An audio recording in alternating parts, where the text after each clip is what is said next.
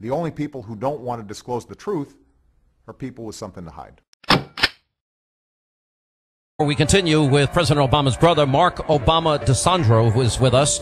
He's written a brand new book in Obama's Journey, My Odyssey of Self-Discovery Across Three Cultures. All right, when we left, I was referring to page 158 in your book where you said on your first meeting with Barack in Kenya, he doesn't like white people, I thought at first. Then as I talked to him more, I realized that the white parts of me, like my love of classical music, that was you playing. You're a jazz musician. As well. And you play classical. Yes. And Western books was irrelevant or simply not attractive to him. I felt guilty because he made me feel like an Uncle Tom. You wrote that in the book. That's right. That's right. In fact, in many ways, I felt that, we just had different points of view about our cultures. But at the same time, Sean, I also felt that we had to come to an understanding with them. Remember, this is a time when he was in his 20s and he was also trying to find out more about himself, just as I was. And being both black and white and black, that's what we are. We eventually, I think, have come to some sort of reconciliation of how do you identify those two pieces.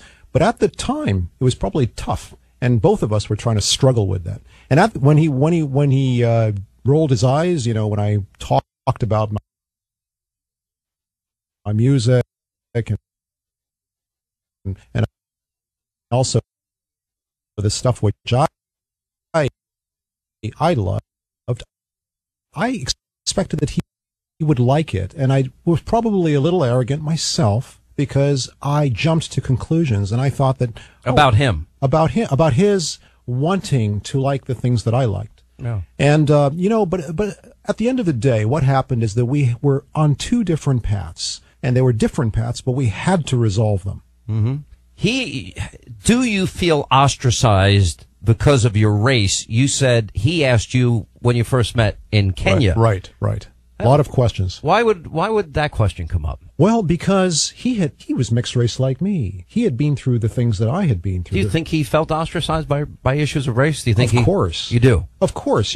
mixed race children, go through these things. We're in an increasingly global world right now. My grandma used to say, Mark, one day all of us are going to be brown. See, I think most people are over race issues. The vast majority, I would argue, are. Yeah. Are there still racist people? Yeah. Is there white on black racism? Sure. Is there black on white racism? Yes. Yes. But do I think most people see this? As a Christian, my religious belief tells me that we're all God's children. Yes. All created by Him in His image. Yes. And you know what? It just is. I mean, trust me, you don't want to have Irish skin like me and burn like I do in the sun. You just don't. It's awful. God awful. Well, I believe you. I just think most people are way beyond it. I think most people look at the individual. I think we've made a lot of strides, and I think the few people that remain ignorant or cling to their ignorance are just them. But the way I see it, Sean, is I respect that, by the way, and I think I understand where you're coming from. The thing is, though, that it's not maybe race is not the right word. It's maybe cultures. We have to be more sensitive to different cultures because we're in a very, very diverse world. And the issue is people have different points of view. Now, when I was growing up, because of the white parts of me, I know that I was rejected in many ways, called like a half caste or a chotara, because of that. And it was very hurtful. In Kenya? In Kenya, of all places. Right? What about, you have another half brother in Kenya, right? Or he does? He has... No, we have 5 siblings in the Obama family, and the book actually has a family tree going back 300 years, actually, to the 1700s. Right. And basically, we have 5 siblings. The oldest is Malik, who lives in Kenya. Mm-hmm. Isn't he the one that lives in a shack? No. Which one lives in a shack? None of them live in a shack. One did live in a shack. Well, we got to check on that one. But a lot of news goes out there, but it's not exactly accurate. But getting back to the issue, we have 5 siblings. Yeah. So the oldest is Malik. Then we have my sister, Alma, and then Barack. And then I come in. And then I have one younger brother called George. And it's all the same father? All the same father. Okay. Exactly. Okay. Right.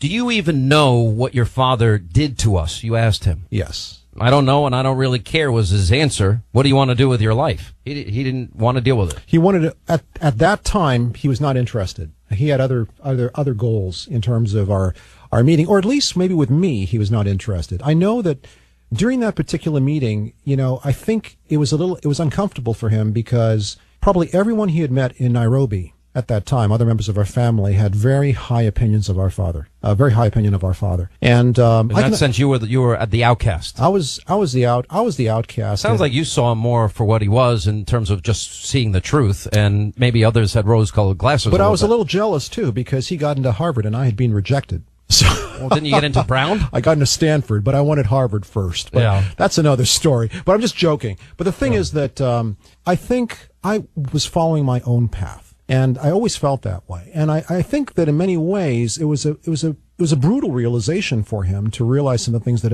his father had done. But like I said, we often end up trying to do two things. We try to achieve, sons that try to achieve their father's dreams, or they try to correct their mistakes. And I think he and I have been complementary in a number of ways, because he's been achieving what my father really wanted to do. And I've been trying to correct in my own small way some of the mistakes. Hence your work with domestic violence and some other issues. Right. You did say in Kenya the meeting was you were like two ships passing in the night, yes, and your initial thought was, what a stuck-up bull.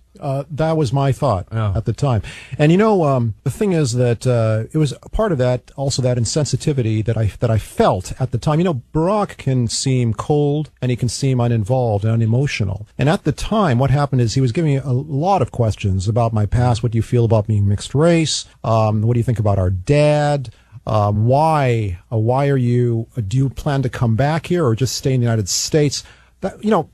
And other questions that related to my own sense of identity. And I felt as though I was being ripped inside, because a lot of these questions I didn't have answers to. Mm-hmm. But he was like a lawyer at the time, cold, a little cold, but very driven. And that serves him well in some ways, because sometimes you don't want knee-jerk reactions. Let me talk about your politics. Your father. One of the issues that comes up all the time, and especially now in the news, is the issue of your brother dealing with ISIS, and how he has dealt. He was supposed to be uniquely qualified to deal with the Muslim world. Mm-hmm. Your father, his religion was. My father was actually had no religion. He was an atheist. Okay, because his grandfather was Muslim, and his father was Muslim. I'm sorry. Your brother wrote about was interviewed by Nicholas Kristof of the New York Times, and this is when he was in Jakarta, and he said the most beautiful. That's when I met Michelle. Oh, is that where you met her? Yeah, okay. I wrote about it in the book. She said, "Oh, you're the wayward one." Wow. Nice way to put it. No, but she said she was very graceful about it, and I think she said it tongue in cheek. He had campaigned on the idea that he was uniquely qualified to bridge the gap between the Western and the Muslim world, mm-hmm, because he had lived in Jakarta. He went to a Muslim school. Right. He had quoted as saying in the New York Times with Kristof that the most beautiful sight in the world is prayer at sunset. Mm-hmm. And as you know, it became a big question. What do you think? And this goes to the heart of where I had serious questions about your brother, not about his religion. Sure. He went to Jeremiah Wright's church. I never questioned that. He's Christian, right? He's Christian. All right. Jeremiah Wright, who said, GD America. Mm-hmm. America's chickens have come home to roost after 9/11. Mm-hmm. He hung out with Frank Marshall David and Bill Ayers. He started his political career in their home. He was a unapologetic domestic terrorist. Bernadine Dorn, Reverend Wright, Father Flager. He was an Acorn Alinskyite. And I saw your brother as a rigid radical. And I tried to explain this to people in 2007, 2008. Mm-hmm. Even had Reverend Wright on the show. It was the only interview he did before the election. It was the last interview he did. Yes, sir. Goodness. And I have never he has never convinced me that he's anything other than what I had thought he was from day one. And that is hard left radical that does a good job of masking it, but is like Bill Clinton, I thought was a brilliant guy. Mm-hmm. Bill Clinton, the era of big government is over, the end of welfare as we know it. A Southern governor was able to adapt, was more pragmatic than, say, how I view your brother. Mm-hmm. What do you think of my analysis of him? Well, Sean, the fact is that, for me, I really don't involve myself that much in politics, because there's a lot of information that I don't know about. And I'm sure I know that there are experts who deal with a lot of this. And I think that, to a certain extent, there's a lot that we cannot control. There's a lot we cannot control that's going on right now. I think one thing, though, is that, as I mentioned in the book, I would like, in some ways, for Barack to maybe talk more about some of his personal experiences. And you think you can negotiate an interview with me and Barack? I'm not sure about that. How often do you talk to him? I have to, out of respect for his privacy and his feelings, I've decided not to talk more about that in the book. That's fine. But I think I'm sure one day, perhaps, maybe, who knows, maybe he will interview me. No, he won't. Never happen. Really? His advisors won't let him. Just like he said, that's not going to happen. They won't let me with you. Same thing.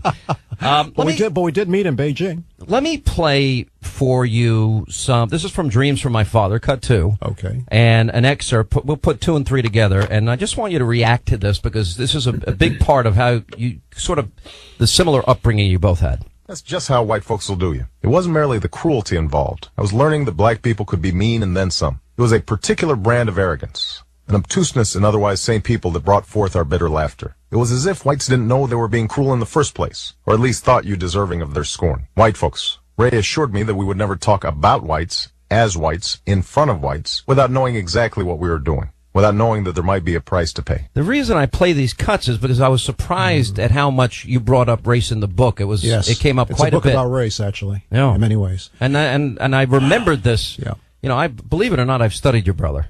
And I sure studied you him have. long before anybody else should. did. Yes. And look, his life is fascinating. You can't deny the success aspect of it. Why is that? I mean, you're bringing it up. He brought it up. And it's a big part here, both of you. Well, because we talked about you're from a family of immigrants. Yeah. You came here many, many years ago. You're a good American, and also in many ways you respect the diversity and the greatness of America. Of course. Because of the fact that we have all these people from all over, and they are hard workers, and they sacrifice for the country, and they are also able to give back and make a success for their families. I think we have an amazing family in many ways because we've been trying to reconcile different cultures, different religions, different types of experiences. And I think the book talks about challenges, and the fact is race or culture is a big part of our lives. The question is, how do we deal with it? It's a tough question. If we knew the answer, we'd be... All right, let me But America's gone much further than many places in that area. Well, let me ask, how should one listen to this next cut? I'm sorry, cut 6, Jason. And what should they take from this? It is this world, a world where cruise ships throw away more food in a day than most residents of Port-au-Prince see in a year, where white folks' greed runs a world in need, apartheid in one hemisphere, apathy in another hemisphere. That's the world on which hope sits. How should somebody hear that and interpret that? White folks' greed runs a world in need. I'd have to read the entire. You never heard that before? All right, let me play another thing. Let me ask you about Obama. He talks a lot about being part of the Choom gang. Okay. Admits he did cocaine, smoked reefer a lot, all this stuff when he was in Hawaii at the time. Let me play a little bit of that. Cut I stuff. spent the last 2 years of high school in a daze, locking away the questions that life seemed insistent on posing. I kept playing basketball, attended classes sparingly, drank beer heavily, and tried drugs enthusiastically. I discovered that it didn't make any difference whether you smoked reefer in the white classmate's sparkling new van, or in the dorm room with some brother you'd met down at the gym, or on the beach with a couple of Hawaiian kids who had dropped out of school and now spent most of their time looking for an excuse to brawl. I love that, actually. Why? Because it talks about his mistakes and the things that he did, which he learned from. I'm getting some insight into him that I didn't have through you. Sure. That is, I think it was a far more troubled background than I maybe imagined. Which, by the way, it's interesting. People that rise to the level of president, Bill Clinton's a perfect example. They have lots of skeletons. They have lots of demons in their history. Out of that comes, emerges something. It's like crucible. That's a great way to put it. So, but let me tell you. You like this. You like the honesty in that. Yeah, if you don't mind me sharing with you. The thing is, what I like about that, it's not that I'm saying that you should do drugs or all of these other things, which a lot of kids do when they're young.